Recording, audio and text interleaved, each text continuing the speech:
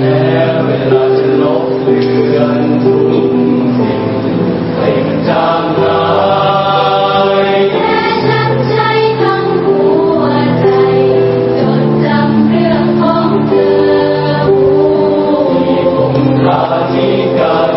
เราที่ทิวเขาที่ขวางทางหรือแม้รอยพันกว่าใจจะข้ามไป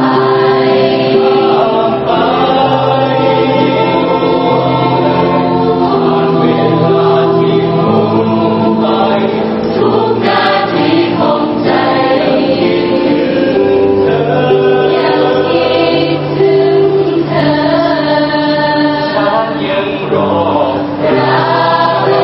ยแม้เรื่องนั้นไม่เคยจางใจนี้ยังคงเป็นของเธอไม่มีวันห่างไกลรักเอ่ยแม้เกิดในใจ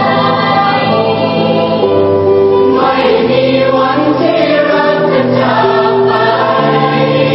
นานเท่าไรยังคู่กันพอแฟนแต่งงานฉันเลยอกหักหนีความช้ำหนักมาพักอยู่ลพบุรี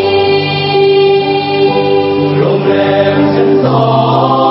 งเข้าจองที่ห้องเบอร์สี่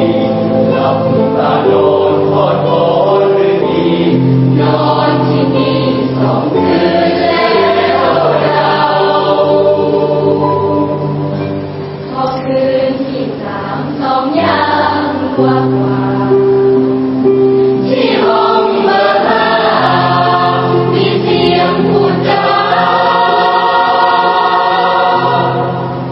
เบาๆนอนฟังนอนน้ำเสียงใครเทียมแต่เสียงแฟนเก่าแอบฟังข้างฟ้า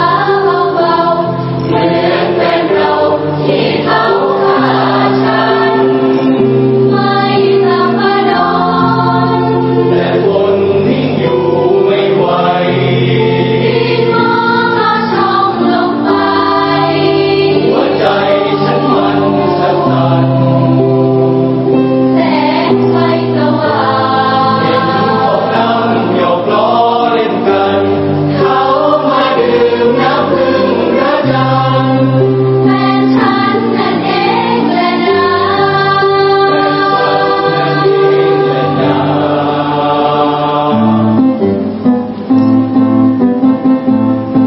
คุณรถให้สักหน่อยมาละลอ